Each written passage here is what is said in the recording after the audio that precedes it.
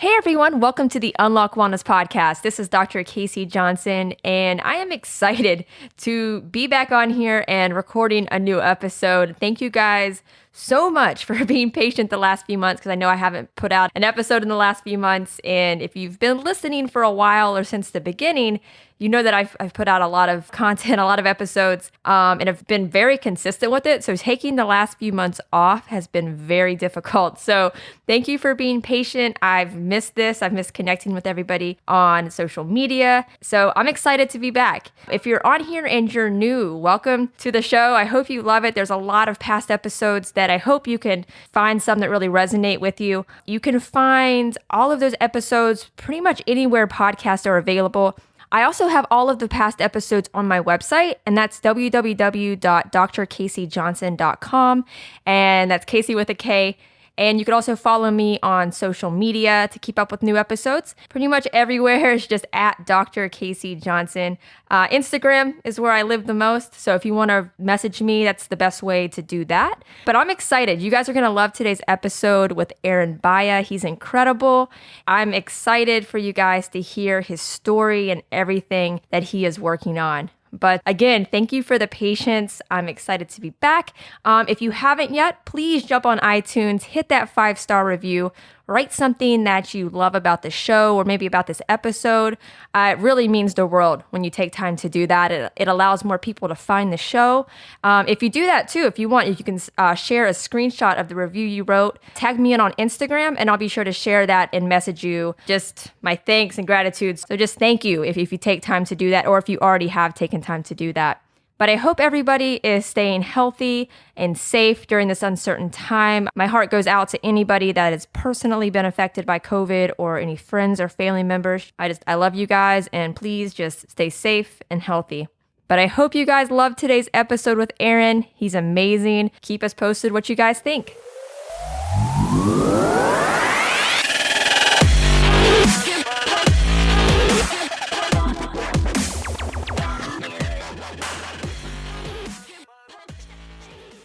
Welcome to the Unlock Wellness Podcast. I'm Dr. Casey and excited for today's guest. I'm here with Aren Bahia, and I'm excited to have Aren on. I love all of the work he's doing. He's founder of Conscious Arts Tattoos, which uses vegan ink, which is super interesting. I'm excited to dive into that. And they support education programs for mentally disabled youth in Bali. He's also a partner of the Yogi Lab, which is doing some incredible work as well. And he's just using his platform to make positive change in the world. So I'm excited to have him on to share a story. So Aren, thank you so much for taking time to come on. Oh, thanks so much. It's a pleasure to be on. It's an honor. Thank you. Yeah, and all the way in Bali. So we were talking beforehand. We had to coordinate some time change things there. So, but I'm excited to have you on. You're starting off your day over there. Yeah. It's been it's about 10 a.m., 10:30 a.m. here. So we've already been at it for a little while now, but definitely it's a beautiful sunny morning out here in Bali. Oh, I love it. Aren, before we get going into all of the incredible work you're doing, let's start with your backstory, where you're from, and just kind of walk us through your wellness journey. That way people understand how far you've come in your personal journey and your wellness journey, and just feel free to share whatever you'd like. Oh, absolutely. Yeah, my pleasure. So where to start? Let's see. I grew up in Vancouver, Canada, in East Van. It was a bit more of the rougher area at the time, and now it's really gentrified and expensive. But at the time, that's where the tough guys were from. And I grew up playing ice hockey like a good Canadian boy. 10 years of ice hockey. Got into kickboxing. I was in rugby. I played a lot of high impact sports, and throughout those, unfortunately, I suffered a lot of concussions. I probably got about 12 concussions, which is way too many. I'm very pleased that I'm able to string together sentences still and talk to you and articulate my thoughts somewhat okay. And I had to do a big healing journey around that. But I'd say that's what was a tough one for me. But growing up in a rough area, around a bunch of rough dudes, fighting, kickboxing, ice hockey, a lot of the guys were in organized crime. It was just a rough place to come up in. All my friends were involved in pretty rough things. And that was leading to a lot of, I would say, now that I look back on it now, it leads to levels of mental health disorders.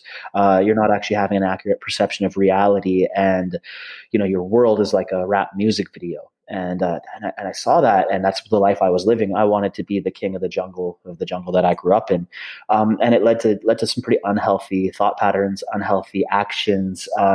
Definitely not the vegan non-violence ahimsa road. It's a very tough, chaotic road that I was walking on, and it got me down a path of addiction. I was selling drugs. I was in a place of chaos. I was really good at what I did, but I was really good at being bad, and that does not treat your body well. And I had a couple breakdowns, a couple rock bottom moments where I really had to have that dark night of the soul and see that this wasn't who I was, and I always knew I had a deeper spiritual side of me, and I need to explore that because I was quite an extreme character, and everything I do, I really do it. So I was really being, the gangster drug dealer life, but I wasn't, that's not where my heart was. It's not who I was. And, so it was time to have a big shift. So I went down the spiritual path. I went down the healing path. I went down the personal development, soul searching path hard. And I did that after doing an African plant root called ibogaine, and it was ridiculous. But it really showed me that I needed to be accountable for my actions. I needed to be putting out better karma. I need to be making better decisions, and that was a big shift for me. So I went down the spiritual path. The funny thing was during the come down of Iboga, and I'm sitting there shivering, and it was just really, really tough times. I watched Eat, Pray, Love, and Julia Roberts changed my life. It's amazing. Julia, thank you.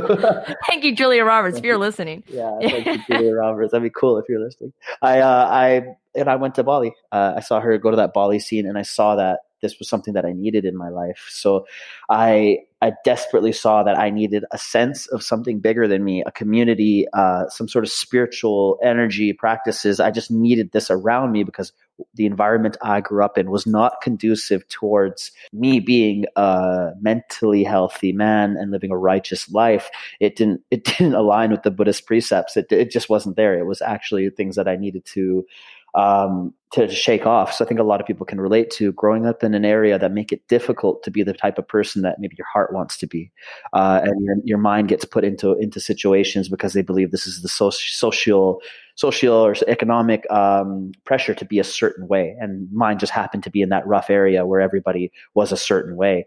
To break free of that was the most liberating place in my life because it led to a happier mental climate because I was started meditating. And that was a big shift in my life. Whenever you're in the midst of that environment, and obviously, like, you're selling drugs, you're in that, was there a tipping point? Like, was there a moment, were you in a situation where you're like, yeah, I can't do this anymore? Like, how do you get to the point to where you want to change? Can you think back and remember, like, this is the exact moment where I knew I'm going to change everything? Or was it just kind of a build up and you just, because it's interesting. I think it's really cool when you hear somebody completely shift their life like that. If there's like an exact moment that it just tipping point. Yeah, no, totally. I had a bunch of successive tipping points. All could have been them on their own, but it's kind of like when you need to shift, the universe is going to be sending you many, many signs. And I was kept receiving the signs, but one thing that I saw that made the whole thing not worth it was I valued having friendship and connection over the money, but I was addicted to the money and the power. But it was something that I saw how money changed people and my best friends, how it shifted them, how it changed them, and I could see that that's what really ruled that jungle was money, and to see that how that would change people and what they would do. There were some things that broke my heart. And when you have your closest friends, willing to rob you or willing to not pay back debts that are quite large, and you owe some scary people money, that's when you really start to reweigh things in your head. And that's kind of the situation I found myself in, where I saw that the loyalty was towards money and to themselves, and not towards their word and honor. And that just, it broke my heart. And I realized, hey, I don't think I could live in this world because I'm not prepared to do some of the stuff that it would take to go further. It just wasn't worth it for me. So I just had to really have an introspective moment of like, hey, how far are you willing to take this? Because if you want to continue on in this world, you got to do a few things, and that's just not where my heart was at. And that's super lonely when you don't feel like you have even close friends. That's, yeah, I can't imagine that. It was the hardest thing. I'm a connector. I'm a person who loves to build community. I'm a person who loves to have people that I care about around me. And that's what the initial draw in was towards that lifestyle. Was it was a full sense of community and connection. So to have people around you that you could have as brotherhood, and people respect you in that circle, that was something that appealed. It was the easy way of getting power for like an egotistical adolescent male. That was it. That was the way to jump into it. It was spoon-fed power, money, success, but obviously in the rap music video style, that flavor. But cars, women, and clothes. But that wasn't real. And so once I've got a little bit more emotionally intelligent and mature to get past those things and see through the facade of it all, it made me sick. And I realized, hey, this just isn't who I am. Isn't my heart. I'm not impacting the world. And I started studying Buddhism. I started meditating. I started really seeing that, hey, the effects of my actions were causing me suffering, let alone, ripples of suffering outwards. But this is affecting my mental health. That's why I was choosing to numb myself out with opiate painkillers. That's why I was choosing to want to disassociate from reality, is because the decisions I was making were affecting me, as well as people around me. But that's why I was unhappy, and nothing would change that unless I made some better decisions. And so I had those rock bottoms, which are gold. That rock bottoms are gold for wellness. People think that they're in a low dip. You need these to become a better person. You need to hit a rock bottom in order to become better. So Absolutely. welcome those points, right? Love that. No, that's very well said. And with as far as your like meditation journey and just your journey with mental health overall, like did that start pre-Bali, or was that once you got to Bali? Was that before or after, Julia Roberts got to you? Actually, it's funny that, I mean, it started off with yoga, to be honest, because I couldn't sit straight back when I was living that crazy lifestyle. So meditation was a little bit out of my grasp. But I was a kickboxer. I wanted to continue doing things with my body. I had too many concussions. I couldn't fight competitively anymore. So I was not teaching anymore. I was used to teach kickboxing. I wasn't able to do that as much anymore. But I started going to yoga in this downtown fancy studio in Vancouver. And to be totally honest, it's like where the pretty girls were. And I was like, well, cool. I could do yoga, and there's pretty women here. This is great. This is awesome. And I started off as one of those douchebags in the front of the class, in the back of the class. And I'm proud of this because once I actually became, and I'm happy to admit it, because once I actually saw the effects of the practice, it was more about me and my personal vehicle for my own transformation. I was the guy at the front of the class, and I didn't care who was in the back of the class. It was about me. That was a practice for me to connect to myself.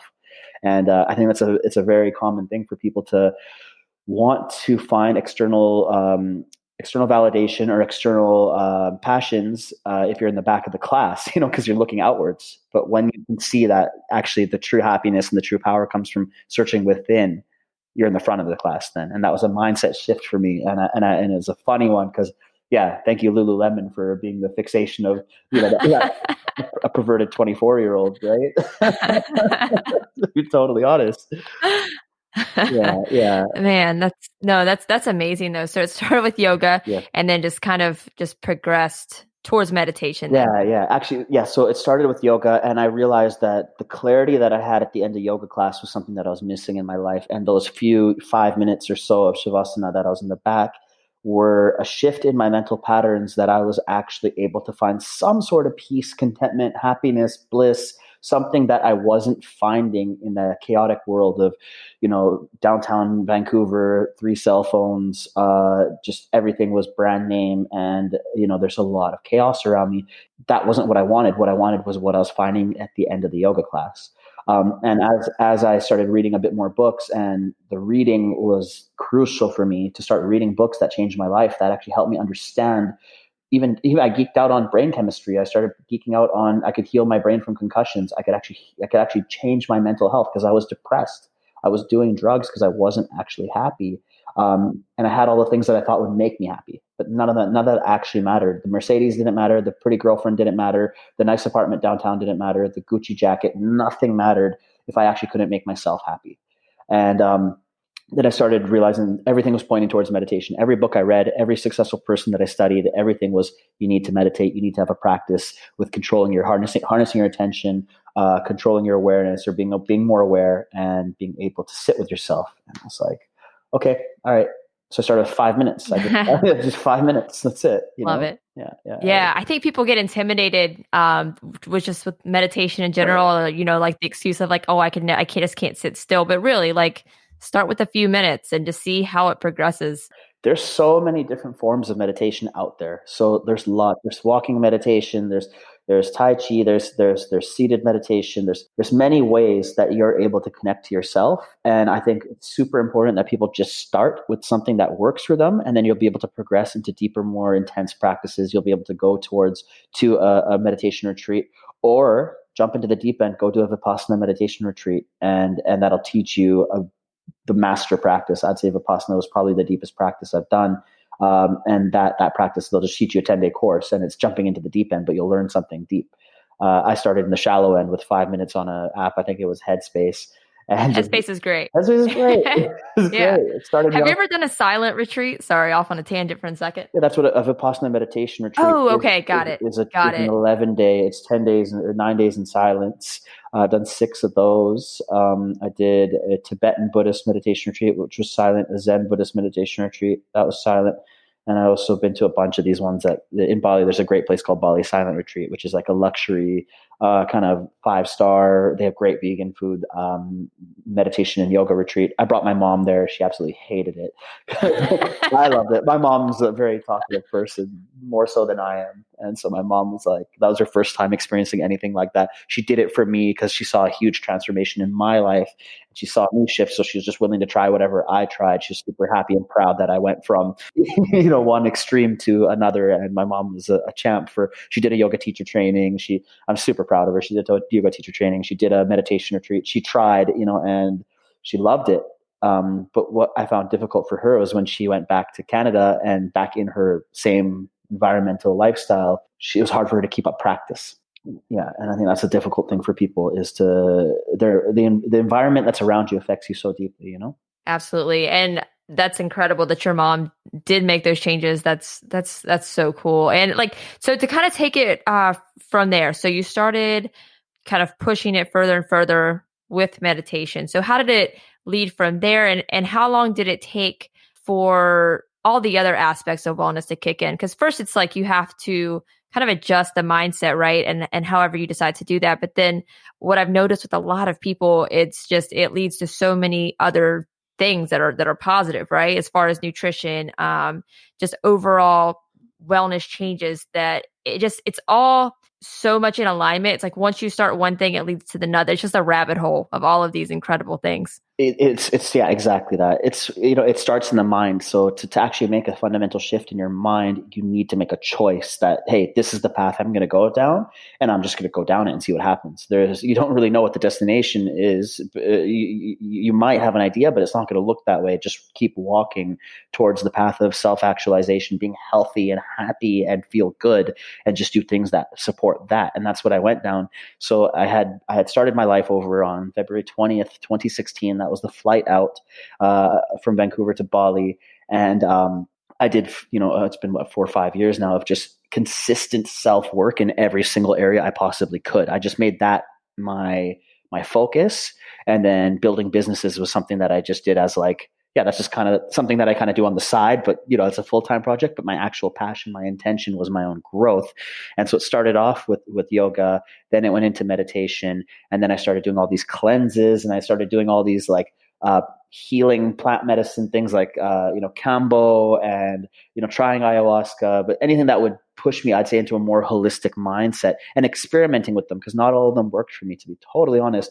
A lot of this whole process is an experimentation to see what works and what doesn't. And that's what I'll talk to you about. My business, Yogi Lab, that I started with a bunch of my friends out here, is just about experimentation and working towards being a healthier and happier, more capable individual in today's world, because not all of us can sit in a cave and meditate like yogis did in India. Right. So it's got more to do. Absolutely. And because you made such a huge shift, and to kind of go back to when you first started to contemplate, and you made that decision to move to Bali pretty quickly, right? So what was the response of your family and friends? Because obviously that's a very dramatic change from your current lifestyle. I mean, you're going by yourself. Yeah, absolutely. You know what? It was kind of a thing where I just told them like, look, I need to do this. This is me saving my own life. Because if I stay out here, I'm not going to be the vibrant, more capable, happy individual that I can be. I'm just not. I'm just not. I'm putting myself to a slow death. My diet was horrible. I was doing opiate painkillers. I was drinking. I was eating terrible foods. I was a stoner. I would be munching out and ordering pizzas. I was just really like a very unhealthy lifestyle. And that I was going to die from stress. So it was just stress, drugs, and not a healthy vibe. And I just told them, I just had to have that dark night of the soul and just tell my family everything. Look, this is what I'm doing. This is where I'm at. They had no idea. And when they saw how much pain and suffering I was actually in, any family is really just going to be like, yo, we want the best for you. If this is what you need to do, we want you to be healthy. We want you to be happy. Then go do it. And my mom was my champion in this. She really had my back and really was just like, hey, like do what you need to do. I hope it works. And it did because I did it with my all. I left and I decided to make a choice that I was going to start over and be a healthy, happy individual. And I could be anybody I wanted to be now that I'm just going to make that choice. And I chose I wanted to give. And a huge part of me being mentally healthy and being successful out here, it was a lot of charity work. This island has a big karmic resonance to it. It's a Hindu island. There's lots of spiritual practices every day. People are in devotion and prayer 3 times a day out here. It's a beautiful energy in the Balinese culture. And if you come here in resonance with that and you have your own offerings, this island is going to receive you and you're able to actually flourish and be happy. And it's a tangible thing, as esoteric as it sounds. I found that, I just came here with the open heart, wanting to give and wanting to change. And since then I've opened 4 businesses in 4 years. The island received Amazing. me. Yeah. What do you think your biggest challenge has been, just moving to a completely different environment? And obviously in the way that you did it, like, what do you think your biggest challenge was with all of that? I mean, my biggest challenge turned out to be the biggest opportunity, and it was my identity. It was like, who was I going to be? I'm coming out here and I was set in who Vancouver Aren was, but actually now I can be somebody totally different. And for the first 3 months, it was actually 6 months, it was confronting because I was still acting like that guy out here in a new setting, and I'm realizing it wasn't working. And once I finally was able to realize, hey, people like me more if I'm a better person.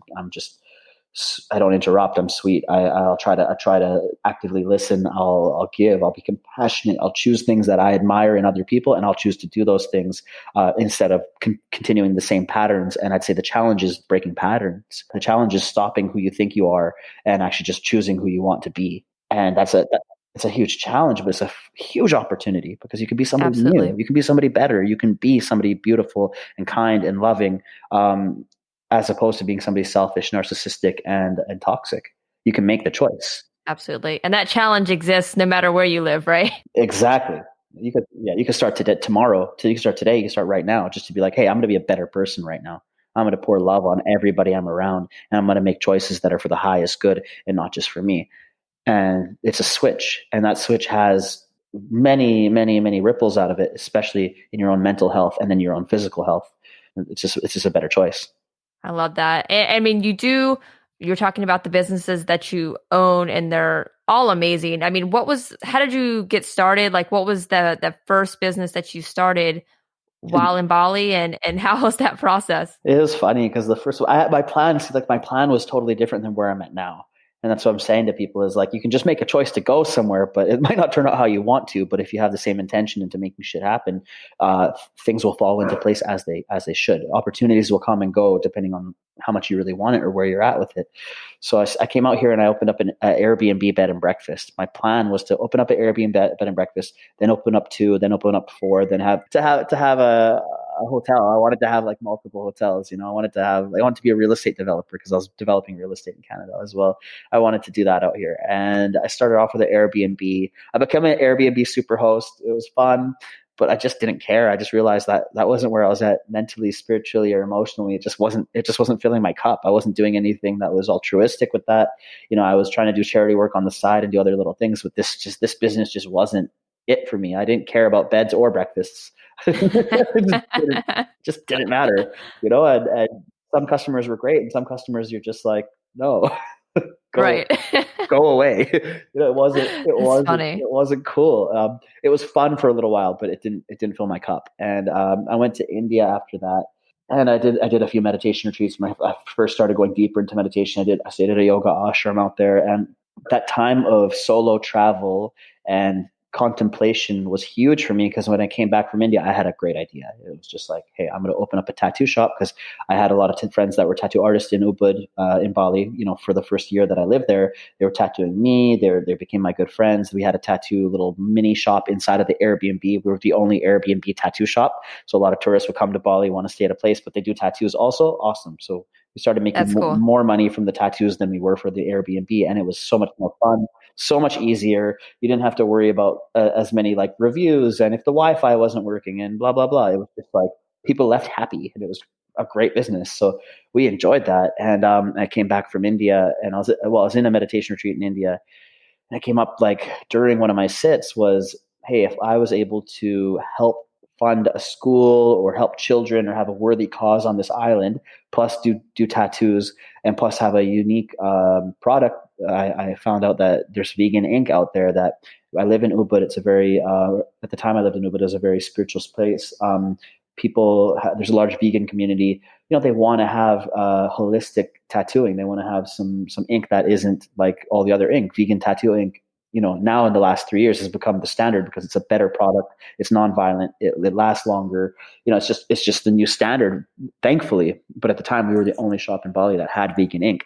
And so I had a unique product. I had a great idea. I found a school for mentally disabled Balinese children that I instantly fell in love with. I was like, okay, these guys are going to be my partners. I'm going to help fund this school from part of the proceeds from the tattoo shop. And I found a place downtown. I had this idea, and it came through a moment of contemplation and meditation.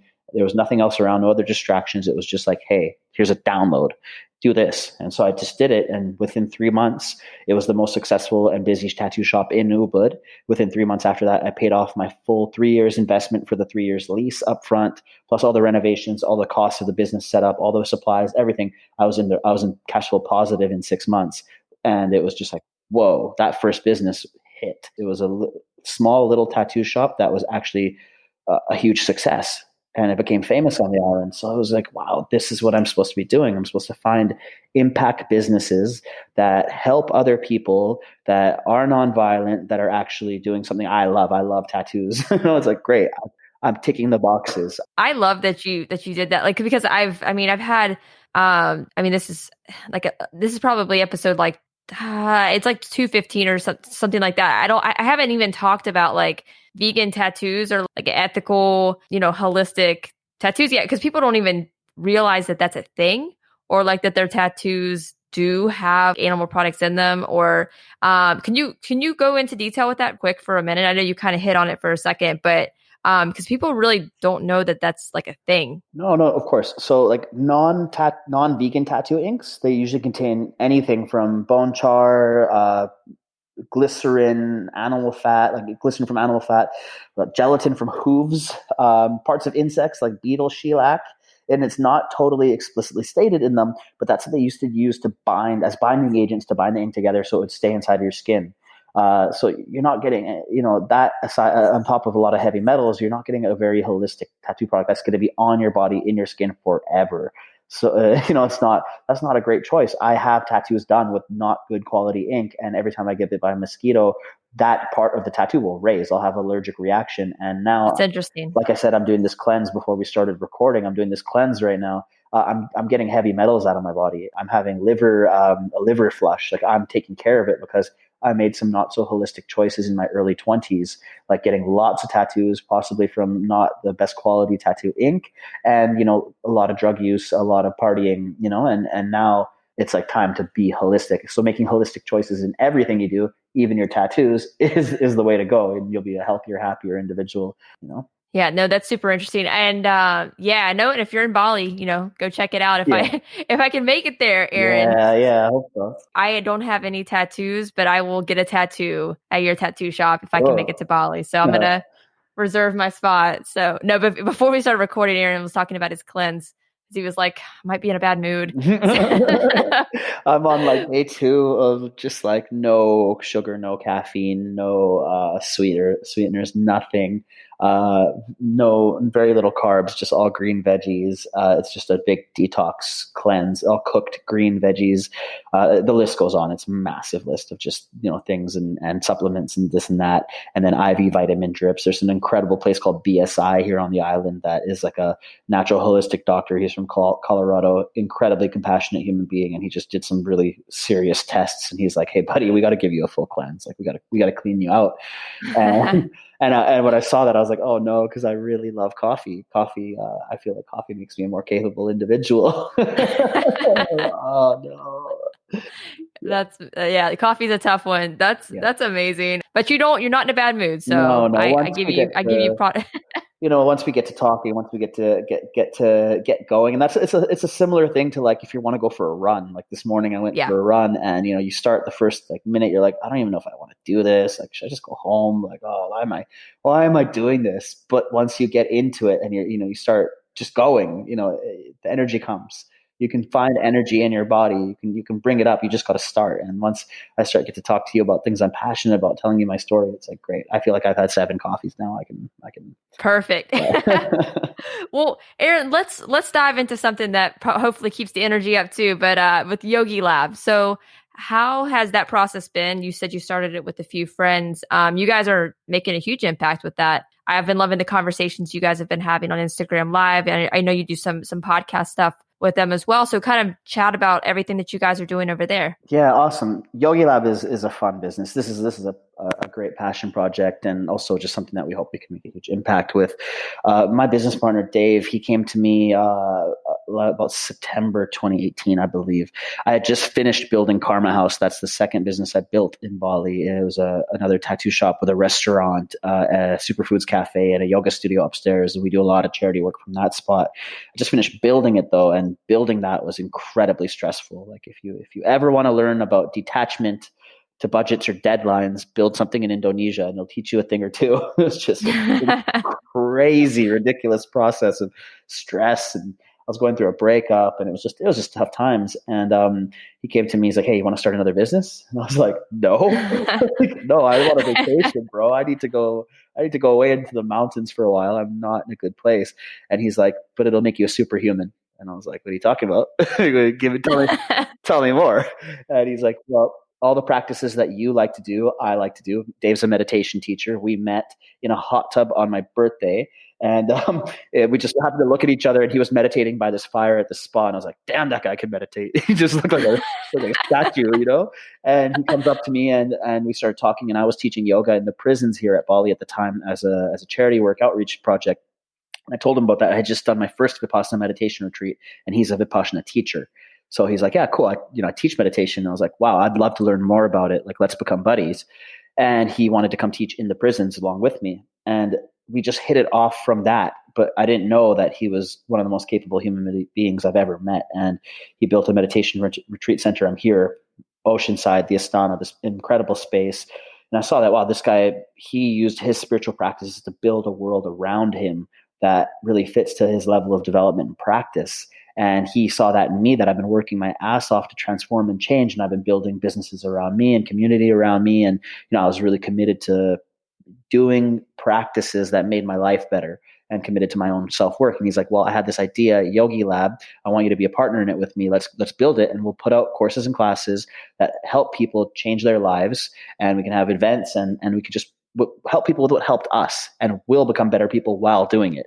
And I was just like, okay, all right, cool, I'm in. That sounds great.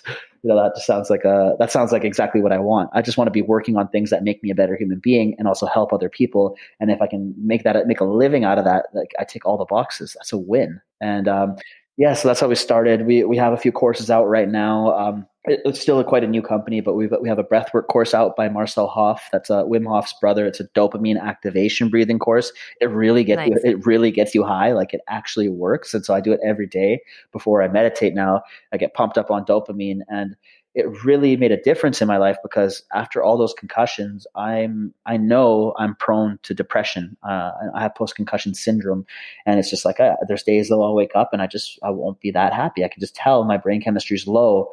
But using these techniques and using these practices, I'm able to combat my own like neuro brain chemistry or whatever and just feel better because I can use tools. And so we're providing tools for people that I use myself to become happier, feel good. Then I can go for a run, then I can meditate, I can come to work, I can do a podcast because I'm using these things that actually work. So I don't have to use Prozac or whatever it is people need to do to get up and synthetically alter their mood, because you're just digging a hole there. You're not going to get out of it ever. You're just making it worse, maybe temporarily better. But if you can actually invest in yourself and use these practices to feel better yourself and take care of it yourself, regulate yourself, you're going to become more powerful. So that's like the whole basis out of this was something that I really enjoyed. We have a biohacking retreat center. There's cryotherapy here. There's hyperbaric chambers. There's all sorts of amazing toys to play with in the human development and biohacking field. So that's pretty fun. We get to do those every day. We're going to be hosting retreats at a retreat center once we're allowed to again, once all the COVID craze hopefully passes quickly enough that we can start having people come together again. Oh, it's amazing. Yeah, no, breathwork is so powerful. I definitely recommend everybody at least try it out to see how powerful it is. I think if you've never heard of it, you're like, how effective can it be? But it really is. And Wim Hof, and you said that was his son? His brother. Yeah. His brother. Okay, cool. Yeah, so definitely check out that course. We'll give you a link, and for everybody listening, maybe we can give you a link for the free trial, and everybody can jump in and give it a shot. You can see what I mean, that it actually works. Perfect. Yeah, put it in the awesome. comments. Yeah, I'll put that in the show notes. That way people can go check that out. And if you do check it out, share it on social media, tag us in, and we'll give you guys a shout out too. Cool. Definitely go check out every company that we've talked about of Aren's. Go check it out, give him a follow, because he's really doing some amazing work. And Aren, you were just talking about just getting through the COVID craziness, and we were kind of talking about it a second before we started recording. And this is a really tough time for so many people for so many different reasons right now. What do you think your biggest, just like takeaway? Like, how has this affected you? Maybe how it's changed something that you're doing, an action that you're doing, and what's your best advice for people just having a really hard time right now? Yeah, totally. It's been a difficult time, and I know it's different in different parts of the world. I've seen a huge decrease in tourism on the island. My businesses, the couple shops there, were hugely dependent on it. It's tough financially right off the bat. We're maybe making, 5% of what we would usually be making in revenue, maybe 10% in a good month. So it's tough times. So I saw that come in, and that was a huge lesson for me, just to be like, okay, change your priorities and make health your priority right now. Make your development your priority right now, because if it's not a time to crush it, and you can adapt and go in the online world, of course, yeah, great. But maybe the priority is actually learning new things and leveling up and feeling better and making yourself as healthy as possible. So if this pandemic, does get worse or does get out there, at least you're in optimal human shape. Because I saw Absolutely. a bunch of people posting shit, in quarantine, drunk at 9 a.m., like wine o'clock and all this stuff, and it's just like, that's the worst thing you can do. Like the worst thing. Come on, learn some shit. Put down the wine and learn some shit. Right. And because because some of these people are dealing with, you're dealing with anxiety and lowered immune systems, and like that's like the worst thing you can be doing. And exactly. I couldn't agree with you more. Just like time to reflect and like figure out what's working for you, what's not, like who's working for you and who's not, and just sort it out. Spend quality time with family. Like this is it's a crazy time, but it could be. It's going to change a lot of lives, either good or bad. 100%. And how things affect us ultimately is our decision. And I know it's a tough time, and so it is going to affect. It's going to hurt. But how we use that pain, is up to us. So it's time that we can use all of this to be the best thing that ever happened to us. And it's just how we use it. It's how we use it. Absolutely. And Aren, just a quick runoff, if you're thinking of anything right now with any books or podcasts or documentaries you're loving right now. Oh wow, I got tons. Yeah, I'm like a total bookworm. My mom my mom that came out here is a librarian. It's funny that my mom's like a big, hefty, boisterous librarian, and she got a full sleeve Love it. tattoo out here. It's super funny. And my mom's a loud person and loves to be the center of attention, just like me.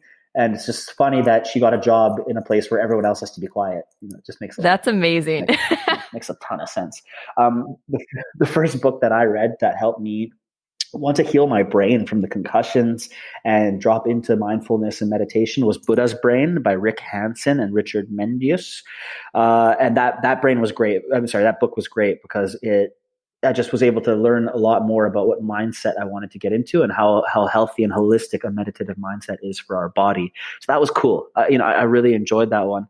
What else do I got here? If you want to get super pumped right now and you want to be like pumped to get off your COVID couch, listen to read Can't Hurt Me by David Goggins. He's the man. He's hardcore. and Yeah. it got me running. I hated running. I grew up as a fat kid with asthma and I hated running. And David Goggins got me running and I really enjoyed that one. So that was super cool. I liked Stealing Fire by Stephen Kotler. And that was a great one for group cohesion, group synergy, a really relatable book. And I think if you have a team or you're working with a group of people, if you all read Stealing Fire, you're going to want to go and do some ecstatic experiences to bind you together. So that was like a really good one. Business people, read Business Secrets of Trappist Monks by August Turak.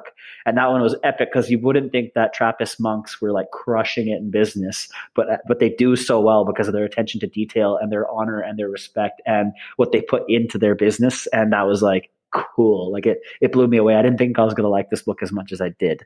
So those are like some of my faves. I love it. No, definitely check those out. I've never heard of that last one, so I'll definitely check that one out. I'm excited about that one. That's a cool book. And the last one, is Turning Pro by Stephen Pressfield. That's a huge book for me. Turning Pro was a small, quick read, maybe 120 pages. Each page is fire. Every single page is just straight up meat, no fat on the bones. That is a really great book. To read if you want to get motivated to actually become a professional and what the habits of an amateur are and what it takes to become a professional. It's all about mindset and it's super interesting and super relatable and a very easy read. And I realized when I built Karma House, I was an amateur and building that turned me pro because of how many hard lessons I had to learn and how it shifted me in my mindset to become a better entrepreneur and a more capable human being. That book was great. Love it. And I'll attach all of these to the show notes as well. Cool. That way, if you're going through and you're trying to write them down or driving or something, don't wreck. I'll put them in the show notes. That way you can go click and find those. But Aren, so for future stuff coming up, what are probably the top things you want people to keep an eye out for? Oh yeah, please follow Yogi Lab on Instagram, and we're gonna have a lot of the stuff that we have coming out there. I have a channel called Full Reset. They're tips to starting your life over. I'm writing the Full Reset book right now, so please love it. Look out for that one, and it'll have some real hectic stories from my old life and how I was able to change and turn those around and use things that'll also be relatable for everyone to have fundamental huge shifts in people's lives. And we are putting out more breathwork courses by Marcel Hoff. Those are coming out right now. We have a nutrition course by Ryan Kennedy coming out on Yogi Lab. I think you're going to interview Ryan, or you had already. Nope. I'm going to connect with him soon. So excited to chat with Ryan. Awesome. Yeah, he's great. He's super well spoken and articulate. So we got some great courses coming out right now on Yogi Lab. I think that's the thing that I could really be super proud of getting everyone to check out, because we're putting our hearts and souls into this business and we're really hoping that we make an impact in everyone's lives. So please check out Yogi Lab. Love it. And when do you think the book's coming out? Oh, let's see. Maybe a few months. I'm still writing cool. phase, yeah. Well, keep me posted. I'll share on my end like crazy. So just keep me posted with that. And Aren, what's the best way to follow you on social media? My Instagram is inc_pray_love. Yeah, please give me a follow. Shoot me a message if you like this, and I'm happy to geek out on books with anybody. Perfect. And, tag Julia Robertson. Let's get her in on this too. Yeah. Awesome. All right, Aren. And just a final question that I ask every guest. But if you just had one piece of advice for the audience, maybe it's something that's been your biggest takeaway on your own wellness journey, what would it be? Oh, I'd say the biggest advice I could give is to invest in yourself. Like, that was the big turning point for me. And I was trying to go into business. I wanted to be a millionaire by 30. This is just what my intentions were when I realized the biggest and best investment I could make was in myself. And doing the self work is the highest aim. Transformation for us and helping others is the best thing that we could possibly do to be happy and to feel good about ourselves. The money is not going to make a difference. All the flashy stuff isn't going to work. It's going to work when you learn something, master it, teach it to others, and make them happy. And that's going to be the best route that we can do. So just be a better human being, and it's going to make a big difference in the world around you. I love it, Aren. That's perfect. And thank you so much for taking time to come on. I loved having you, and hopefully we can connect in person in the future. Hopefully I can get to Bali, get that tattoo, hang out. I'm going to hold you to it. Awesome. Thank you so much, Aren. I really appreciate it. Casey, take care. Thank you guys so much for taking time to listen to my conversation with Aren. I hope you loved it. Please go give him a follow on social media. I put all of those links in the show notes. I also put them on my website at drcaseyjohnson.com. So please go check that out. Give him a follow, message him, let him know that you loved the episode because he's doing so much amazing work. And like I talked about in the intro, if you haven't yet, please take the time to jump on iTunes, write a review, hit that 5-star button, and just write something that you love about the show, about this episode. It really means the world, and it helps more people find the show. So if you do that, thank you so much. Please take a picture of it, share it on social media, tag me in, tag Aren in, and we'll share it. We'll give you some love for taking time to do that because I really, really appreciate it. But I hope everybody has an incredible week. Love you, and it feels really great to be back on the show. So thank you for the patience on the new episode, and thank you guys so much for listening.